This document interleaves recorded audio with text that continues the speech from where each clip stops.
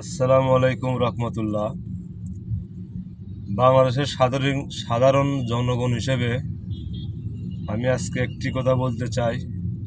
আপনারা জানেন ময়মনসিংহে যে হিন্দু ভাইরাকে পুড়িয়ে মারা হয়েছে, আমাদের বাংলাদেশের আইনমন্ত্রী সে বলেছেন যারা এই কাজটি করেছেন তাদের কঠিন শাস্তি হবে, আপনারা একটু ধৈর্য ধরেন।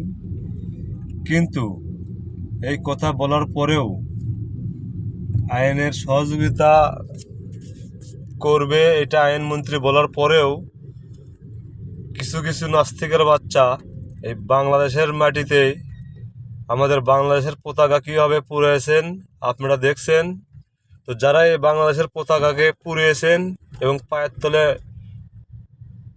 ফেলে তার ওপর পাও তুলে দিয়েছেন, যদি এই আগুন দিয়ে যারা ওই হিন্দু ভাইটাকে পুড়েছে তাদের যদি শাস্তি হয়, তাহলে আমাদের বাংলাদেশের মাতৃভূমির যারা পতাকাটাকে পুড়িয়েছেন এবং পাও দিয়ে লাথি মারছেন তাদেরকেও আমরা আইনের আওতায় দেখতে চাই।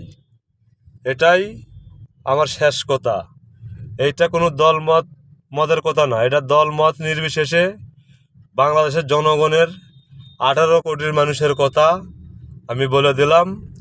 যদি ওই খুনিদের বিচার হয়, তাহলে যারা এই বাংলাদেশের পতাকা পাও দিয়ে খুঁচিছে এবং আগুন দিয়ে পুড়ে ফেলে দিয়েছে তাদেরও শাস্তি হতে হবে।